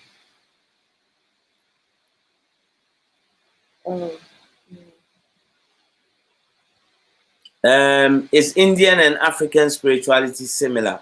There's many indigenous systems which are very similar to African spirituality. Rishon. But let's not forget, far too often you will meet people of African descent or black people, for lack of a better word, who are the most qualified of Buddhists, but won't step anything or anywhere near African spirituality. Okay, even with the very clear similarities, there's Shintoism in Japan, there's Hinduism, because you've been specific about India. So even though we might say similar, it is useful to again learn each for what they entail, rather than saying, okay, if because there's a similarity, I'll just stick with the Indian one because I'm used to that. What would you say? No, I'd say that the similarities are definitely very apparent, particularly if you look at Hinduism, for example. The breakdown of the deity structure is very similar to how you will find it in African spiritual cosmologies. So as Dalian mentioned, I mean, each tradition has its own merit. So by all means, explore and learn from all, because by doing so, you see the interconnections between all of these spiritual expressions. And ultimately, we're dealing with universal truth, and every single culture across the globe will break it down in their own way. But the similarities are definitely undeniable.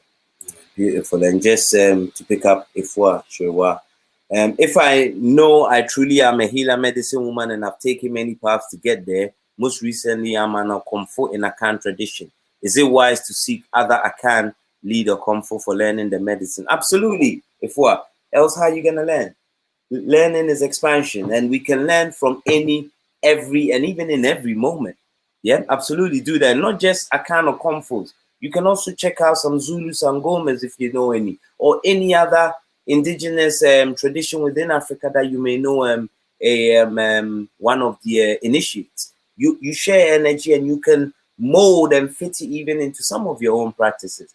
Energy has no boundaries in that regard. Yeah, it's forever expanding. So absolutely do that. Yeah. So Naomi's back. She says, I will make the leap, the wall of Jericho, the walk 7 times. There you go. Yes, the See? Bible said that God has given us the spirit of fear, but of power, but of power, love, and a sound mind. Thank you all so much. My twin has explored rituals and other things and loves it. Intuition brought me here to watch you guys now. I give thanks. Give thanks, Naomi. You. Well done for taking that leap. Please and, do. We do have a free 5-day e-course that is literally dedicated to breaking down some of the fear and stigma that surrounds this subject. So if you find that helpful, also check that out. Absolutely. Ashay, give thanks from Florida. Thank you, Kelly, for joining us from Florida. Please, after if you can and you live close enough to the ocean, go put in seven coins, and on each, proclaim and exclaim what you would like to invoke in your life, and then obviously send us an email and let us know. That would be lovely. If we actually, absolutely, this is the one key ritual that I want us all to take back with us from this call. Your birthday, the very day you were born on, whatever the year was, that day has important significance. Every week, celebrate it like a birthday. If you don't do any ritual at all, on your day of birth, take 5-10 minutes to just affirm, just keep telling yourself, I'm worthy of being alive and I can do more. Just keep doing that. And then just see what sounds so simple, just how powerful that can be. Beautiful for the love. Reimagine, thank you so much. So thank you for your work, Dre Roy. Thank you very much for your donation. Dre. Much appreciated. Thank you. I think we saw her comment further up. Yes. Any suggestions we should do for the blue moon this year? It depends. What do you want to bring into your life? I would say that this is a very powerful time. If there is anything in particular that you're trying to achieve or welcome, then this is the time to do it. So it's not about us necessarily suggesting, it's about utilizing these times, utilizing whether it's the full moon, whether it's, this Halloween energy where the veil is thin.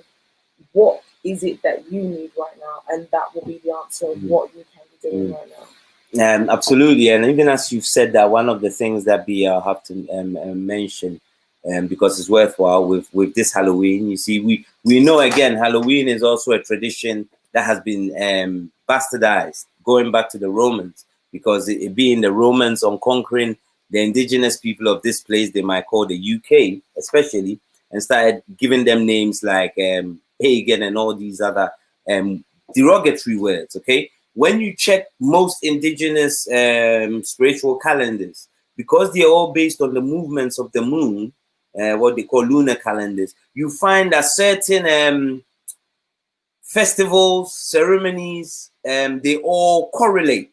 You will find them quite a lot.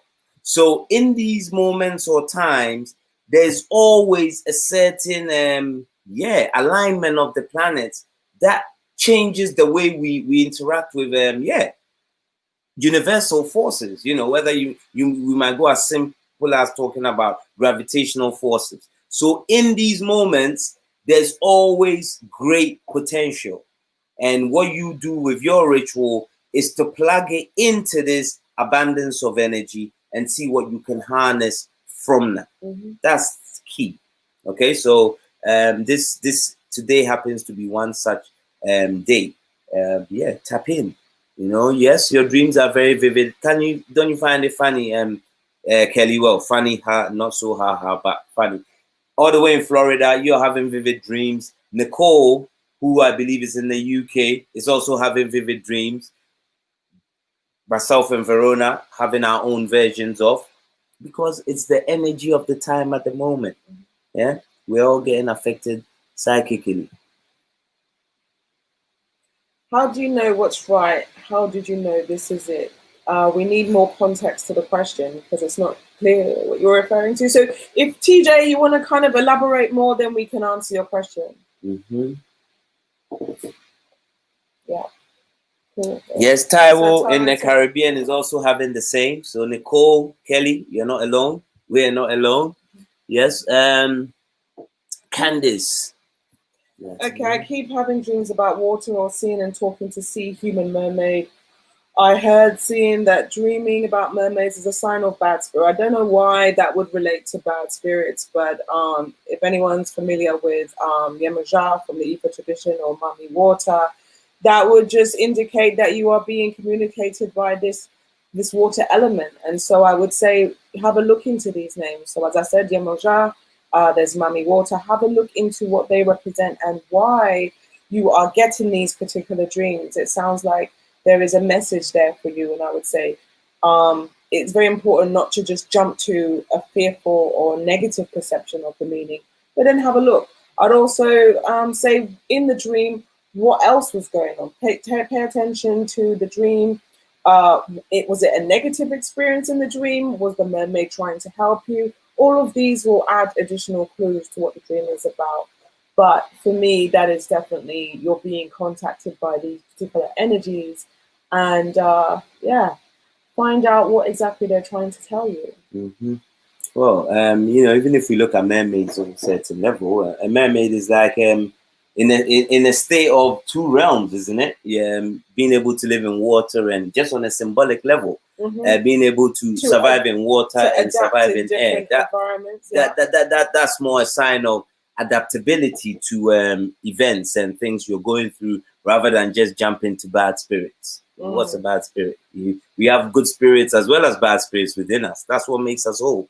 Yeah. And then even if we want to explore, when you look into the concept of the mermaid among traditional African spiritual thought, it represents fertility, femininity, creativity. So all of those aspects are things that I would have naturally jumped to rather than thinking of a negative. So as I said, have a look at what these things represent online, and then have a look and then see what resonates with you. Because once you start researching and finding out more, then elements of that dream will start to make a lot more sense. And intuitively, you'll be like, that's what's being passed on. Beautiful. Oneness. Thanks for the sacred work you've done. It's been inspiring. How can I know if the crown chakra is being activated? Does this also mean that someone is communicating? I'm taking a crown chakra referring to your head. Yeah. What in the Yoruba might be called Jori, your seat of consciousness. Well, when your chakra is or crown chakra has the activation. I spoke on that earlier, and because your field of awareness and your depth of perception, how you understand what you're becoming aware of, expands exponentially. You think something next minute you're seeing it. You do something, 2 days later, it's manifested in one way, shape, or form. And the second question, does this also mean that someone is communicating? Not necessarily always. But once you're activating that seat of consciousness, as I said earlier to one question, you've now expanded your mind to also consciously share that space with those who will be in your bloodline. So you're no longer thinking with just the one mind anymore. You share the space. You have a council from which you're actively working with. So yeah, more so that than anything else. Taiwo? So speaking of dreams, my husband and I had identical dreams on the same night. When we woke up, I was shocked to see the same identical themes. What does that mean? That's very interesting. I can't say we've ever experienced that before. That's well, I would just say that the message is definitely meant for both of you, and because you both share energy in your relationship together, that means that you're very much in tune. And the fact that you have both managed to dream the same thing on the same night would means that this message, I'm not sure what the dream was about, but this message is obviously very prominent and very powerful, and it's something that you both need to pay attention to. The fact that they felt the need to come into both of your mental spheres, then that shows it's something that you need to listen to and act upon. Yeah, no, absolutely. And I will, remember I said a dream can be many things. And one of the key things being realms and spaces that aspects of ourselves can be in at various times. So if you're both in an identical space with identical themes, sounds like you both journey to the same place and seeking the same thing. So one of the most important things now is for both of you to sit down and explore what those themes mean to you. What was the nature of your trip to this space? What was there for you both to achieve individually? And then in sharing, because you've shared space, and obviously, as V's already said, you've also shared energy. Now together, you can piece that story together. But it sounds like you've both visited the same realm, and there's the need or the understanding of why you both visited that will come through you comparing notes. Yeah. And that's what best will be able to take it there. And then we have from Jan Abbott. I'm currently learning about African spirituality and my ancestors. I feel very uncomfortable doing this in my home and yard because my husband is negative about it and in general. Any advice? Well, I would say that your journey is very personal. And even though we do mention having an altar in your home, we do have many people who say that this is not possible for them, whether they share the house with other members who, as you described, are not comfortable to practice.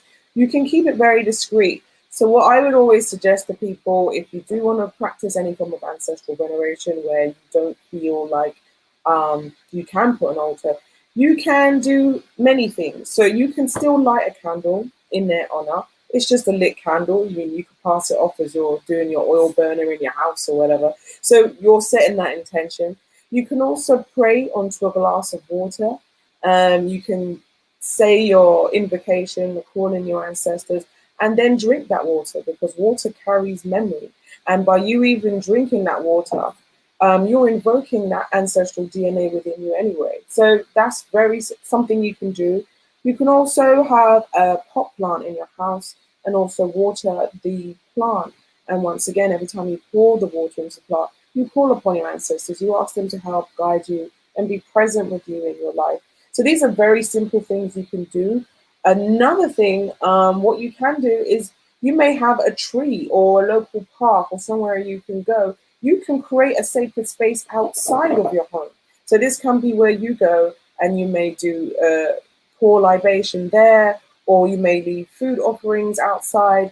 And this can be something that you do for yourself where it's removed completely from the home, very discreet, but it's your own practice that allows you to feel and remain connected.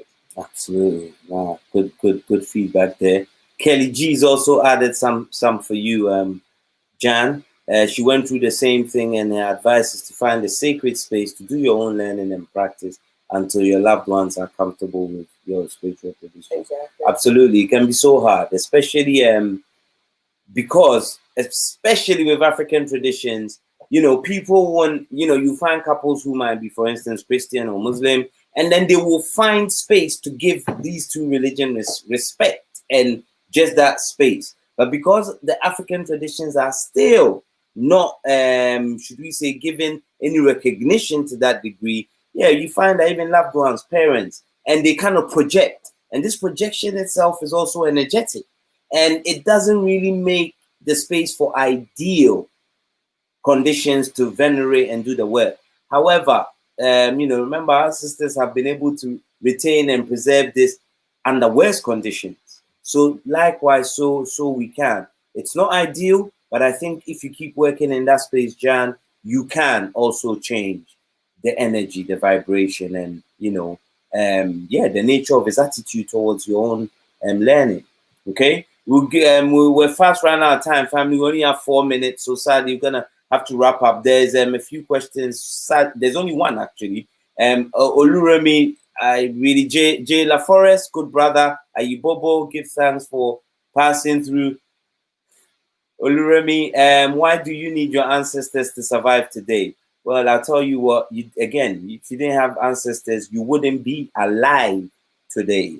Okay, and the African spiritual conception, your family is not just those who are there in the physical. That's why we communicate with our ancestors, because we're communicating with their spirit, their essence, not just the physical body. And also, I mean, all of these questions, Oluremi, this is all stuff that's covered in our work. So please do check out our free 5-day video e-course if you generally want to understand more about African spiritual philosophy and the relevance of ancestral reverence. Yes, absolutely. There's also articles on it that you can read for free. Exactly, yeah.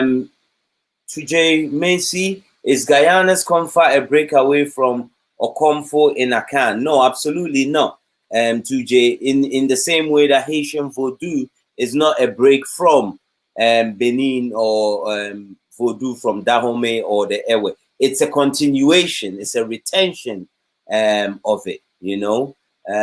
So that's what that is. 3 minutes to go. Frida Alafia, I just did the African ancestry DNA test and learned that my matrilineal ancestry is 100% match for the Akan people in Ghana.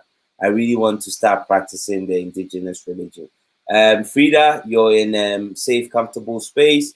Please, as Verona said, we have a free 5-day e-course. Do sign up and see if it will get you started deeply into some of the practices you can do. And then when you're ready, we have learning resources about it. But we also have courses which deal specifically with the practice of various spiritual expressions. So Frida, I will leave a link in the comments, and then you can go and read some more. We have a lovely friend here. Shout out to Leah Salmon. Wonderful to see you, beautiful family. Much love and more power to you. Thank you, Leah Salmon, and to your lovely family too. We give thanks. Best wishes to you all. Beautiful. So, this. Yes. Rachel as well. Hi, Rachel. Shout out to Rachel. To do the questions. Yes, the other questions are done now. 2J, you answer 2J's will be the last, and then we can. I am asking about the whole entire African ancestral spirituality. How do we know this is the right thing to do, or is it the right path?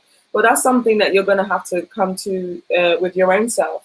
For us, we went down our own personal spiritual journeys. For me, it was a personal calling.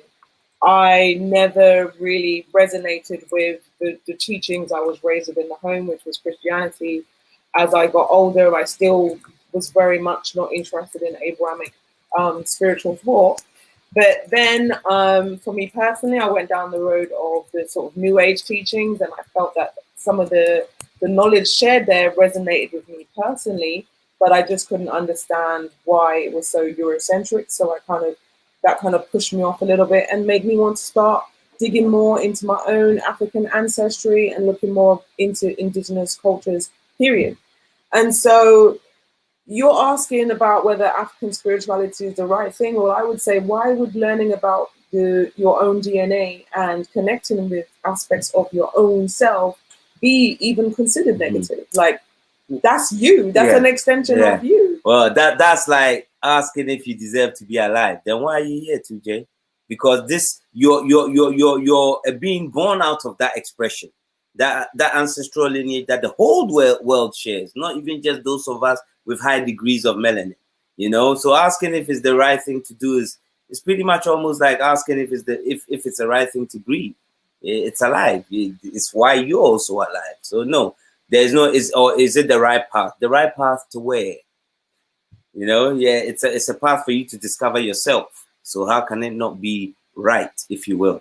So family, give everyone thanks. You've stayed with us for 2 hours. Lady V, thank you so much. We appreciate you too. I'm glad you've learned something of value and that you can also apply. Yeah, right after you get off the call. This period of Halloween is still here. Go and tap in. Yeah, we thank you too. You know. So family, last word. Remember, for the whole month of November, we have interview from a brilliant range of speakers we're going to be speaking to, including we have first up. Trying to do them in order, actually. Oh, okay. Well, okay. All right, but all right. So we that. have Sister Keketso Matali Sangoma. She's been a featured writer for us for several years now. So we are going to be getting into some southern South African spirituality, the journey of a Sangoma, and she is going to be giving some spiritual knowledge as well as knowledge about healing and essential vital knowledge that we need to know. Then we also have an interview coming up with Sister Aya Funleo, who's been so instrumental along our journey in terms of just being so supportive over the years. She's going to be coming and speaking about her IFA journey. She's been initiated into several orishas, and she's going to be sharing her knowledge about what she's learned across the way, as well as all the work that she has been doing to promote and uplift the spiritual traditions. Beautiful. And also in the same southern region, we'll be speaking to the brother Tafadzwa, who will be telling us and sharing with us what his experience of growing up in a home in the diaspora using African spiritual system from the Shona people of Zimbabwe. That's going to be an interesting show. Then we also have the brother Sena Vonkujovi, who's initiated in the Ewe tradition. His father is a Boko. So the lady that asked about Ewe traditions, that's the show you don't want to miss, because we're going to go deep. And then finally, we have the work of a very esteemed professor by the name of Dr. Chukwunyere Kamalu. He's written 2 very important books, Person, Divinity, and Nature, as well as African cosmological principles, including that of the Dogon. So please go on to our YouTube channel now and make sure you register for all these sessions. Subscribe. Yeah, because it's not just the theory we'll be discussing, but also how we make it practical and useful in our lives. So family, thank you once again for your support over these 10 years, and long may it continue. Asheo. Attenda, we're so happy to see you. As always, big uncle. Give thanks. Thank you. Give thanks, Thank everybody. You. Thank you for joining us, and we'll see you soon. Bye-bye for now. Bye. See you next week, Wednesday. Peace.